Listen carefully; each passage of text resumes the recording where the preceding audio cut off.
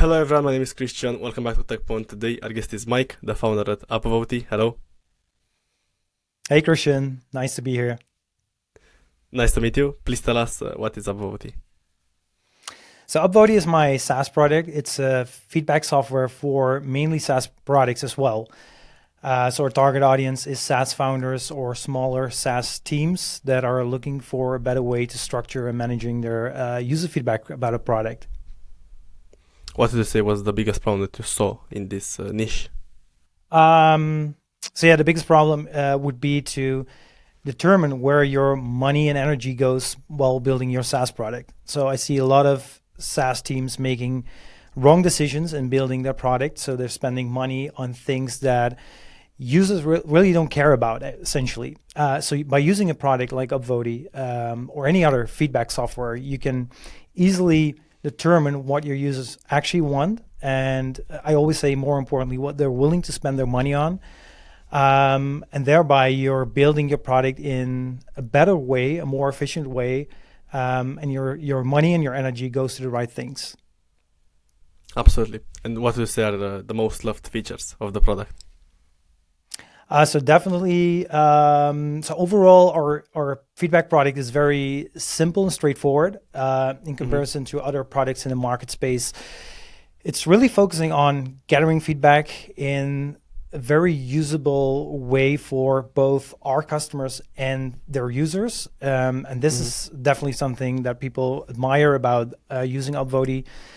So there are other products in the market that are bigger, have more features, all kinds of advanced things that could be beneficial for you. But one of our main strengths are the simplicity, I would say. Okay, makes sense. And what is the Zero to SaaS course that you're just launching? Please tell us more about it.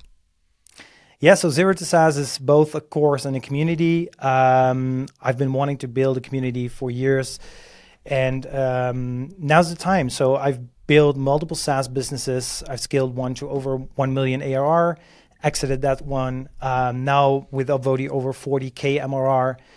And, I guess it was time to just pack my knowledge into something. And I've been sharing all of my lessons on Instagram, YouTube, Twitter, etc. But there's all these kinds of bits and pieces about all of my learnings, and together I can just, create a valuable course, I guess, for a reasonable price and help aspiring SaaS founders start their own SaaS. Absolutely. And what is the pricing for the course? So the pricing at this point is $99, but it's an introduction price. So we pre-launched the course. It's not live yet, but you can enter now for $99 and you will have lifetime access to the community as well. So in a couple of weeks, we'll actually launch the course, and the pricing point would be, I'm still doubting between $150 and $199, but I guess it would be $150. But a community will be $9 a month as well. So now you can have it all for $99, just a one-time fee, lifetime access. I understand. Thank you for sharing. Have you ever raised funding for your startups? Or do you prefer the bootstrap way? So for my first business, and we're talking about 10 years ago, I not raised funding, but I got a loan, which was a great kickstart for my business. But eventually I lost it all because I made the typical startup mistakes. So, with my other businesses, I didn't really need a loan or funding because nowadays I just start my businesses with validating the idea and, growing slowly but steadily and in a most efficient way.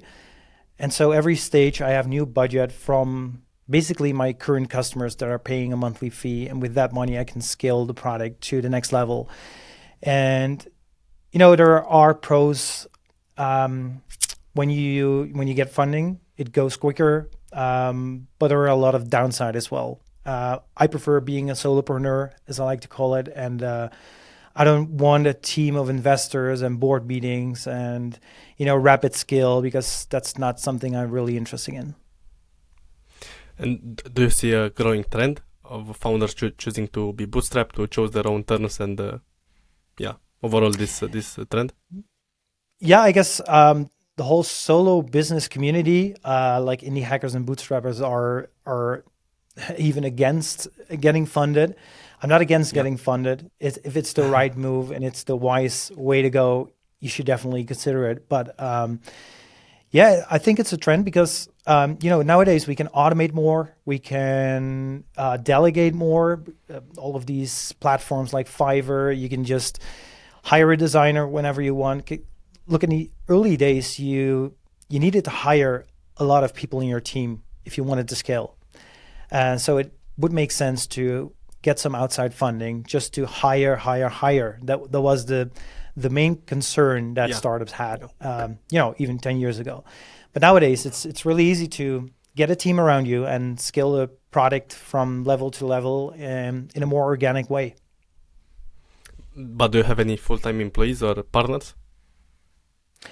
I do actually have one full-time employee, but it's for my media business. So he's an editor. He's also a content writer.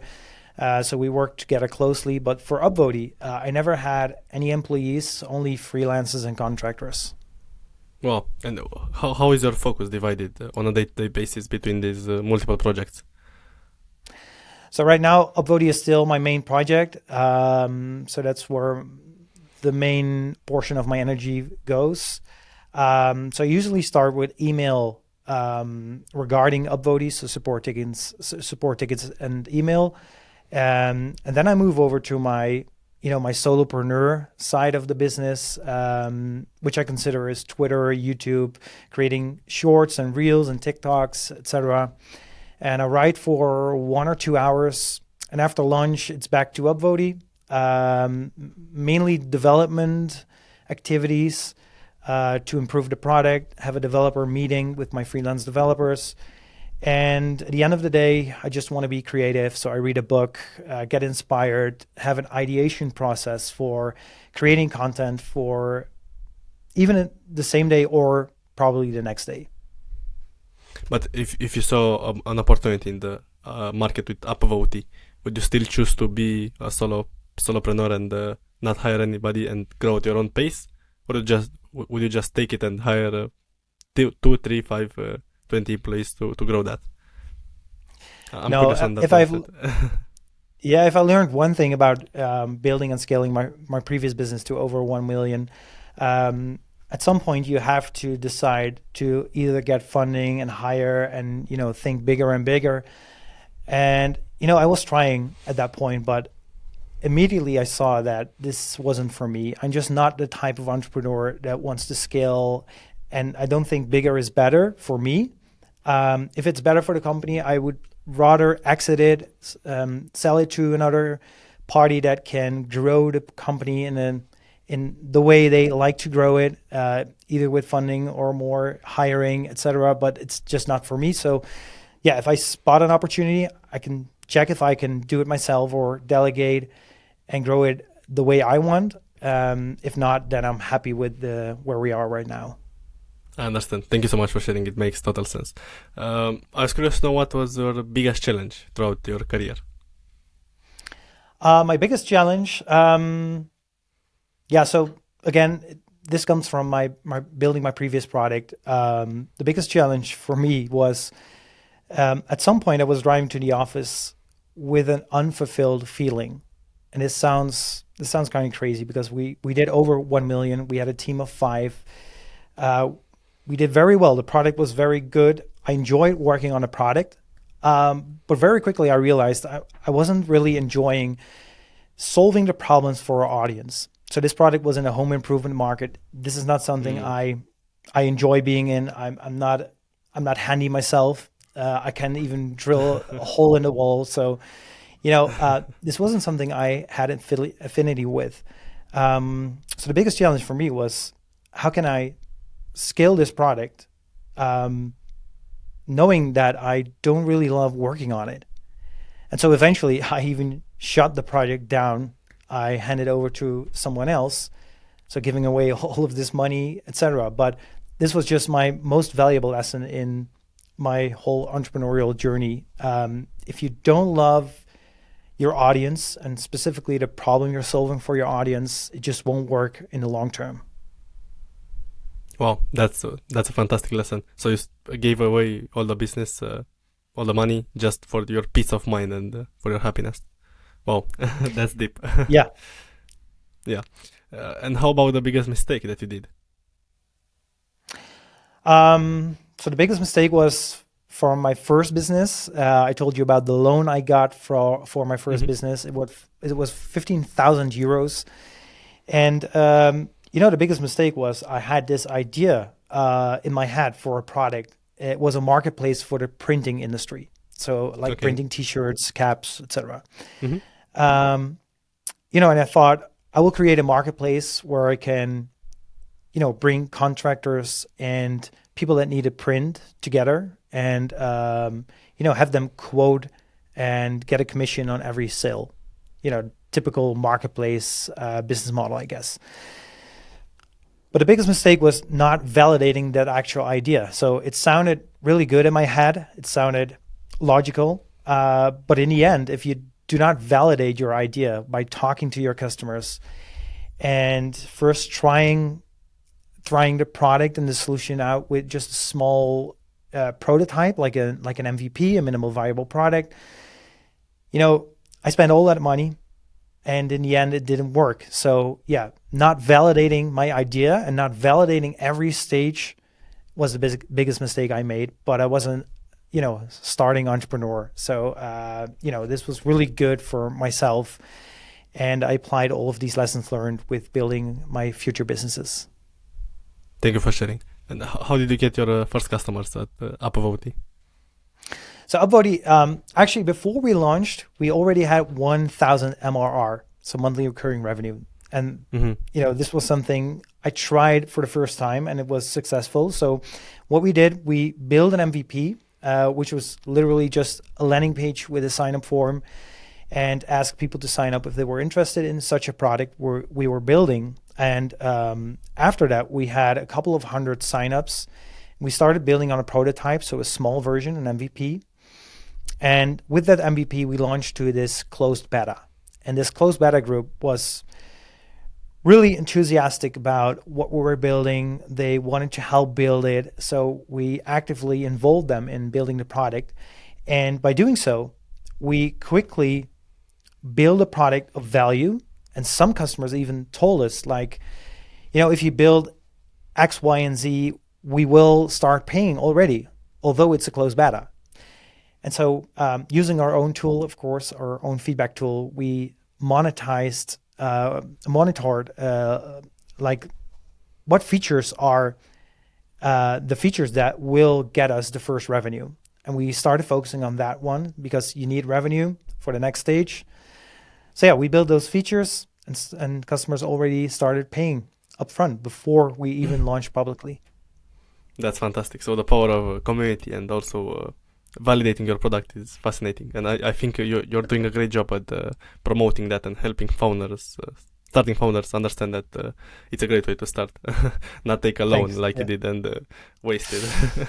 Yeah. No, it could work. It could work as long as you validate upfront. That's the most important thing. Yeah. Exactly. What are the most successful go-to-market strategies that you used throughout the years? So after the private beta stage, we launched publicly on Product Hunt.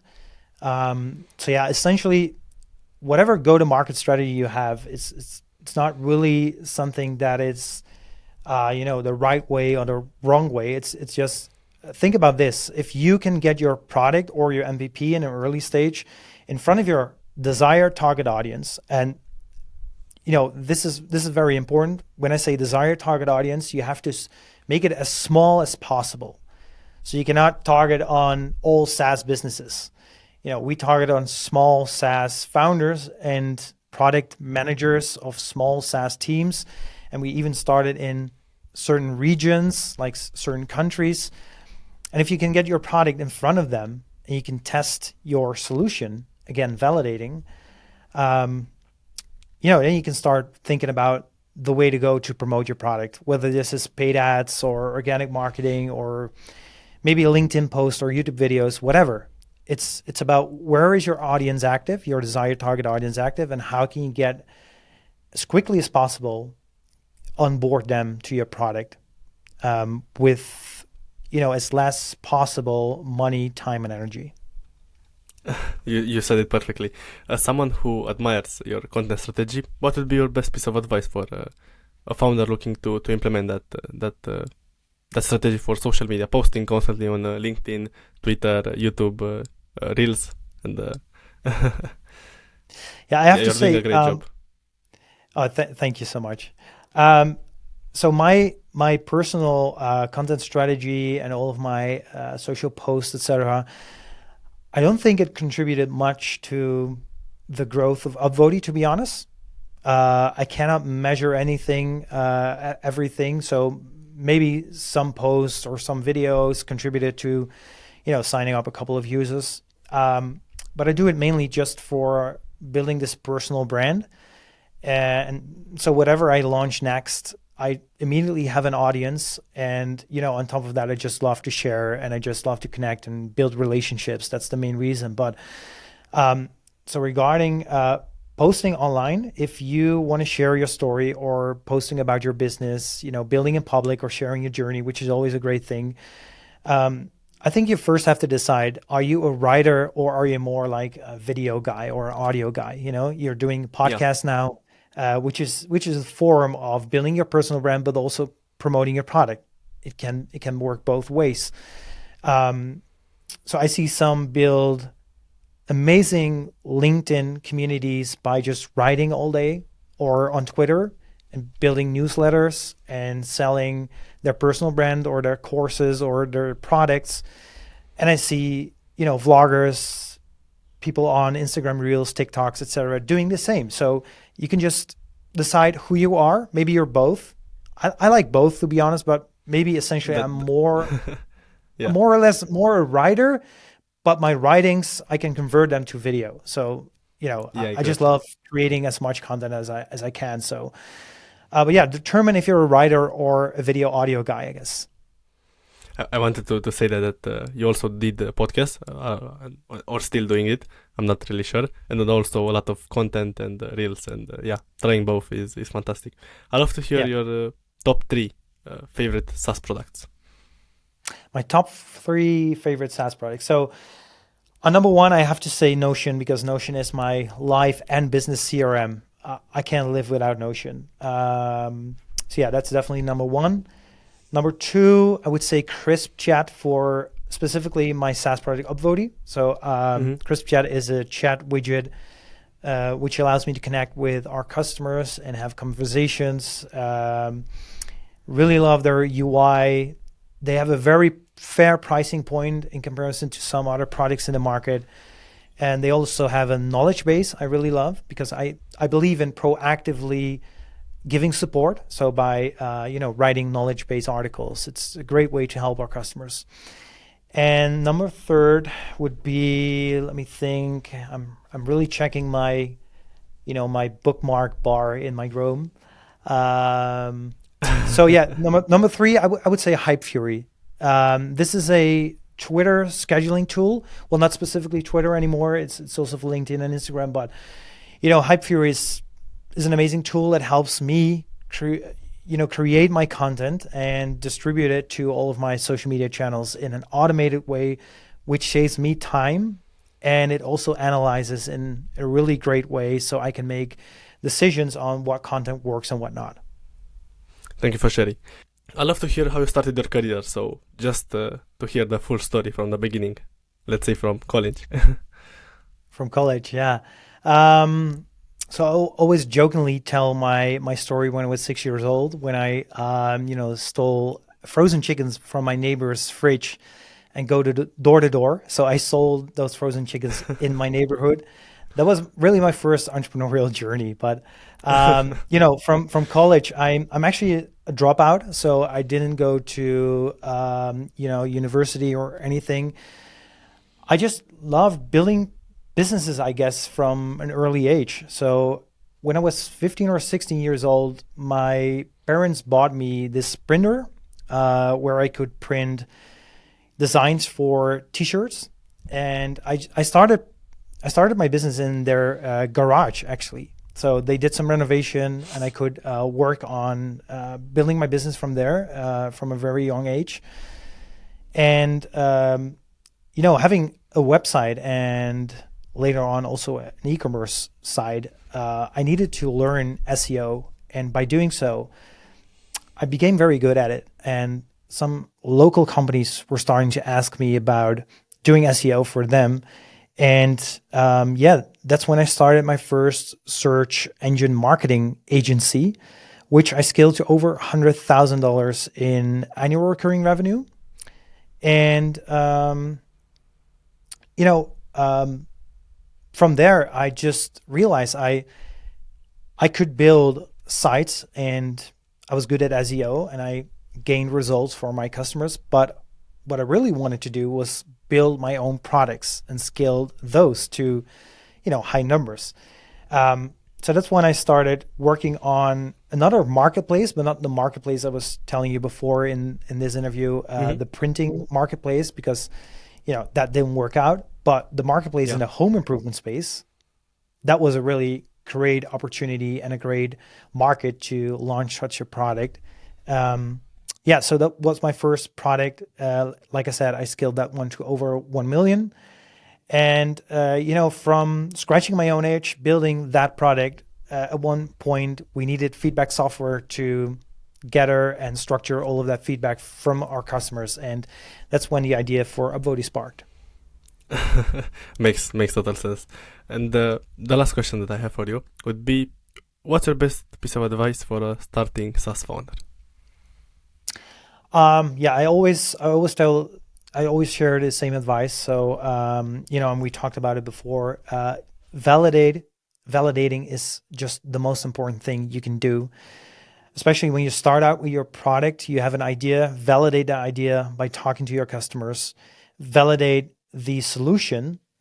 When you have validated your idea, the solution needs to be validated as well by actually let users use your product. And, I always say the real validation comes from paying customers, because everyone wants to have a product. Everyone says yes to a free product. But once they have to spend their real hard-earned money from their own pockets, that's when you have a good product. That's fantastic. I love it. You did great. I'm super grateful for you joining the podcast. I've been following you for 1 year, so it's a real pleasure. Is there anything else that you want to mention on today's podcast? I think we pretty much talked about the journey, lessons learned. I love this podcast, your format. Thanks for inviting me. It was a real pleasure. Thank you so much for joining us. Super grateful. Thank you so much.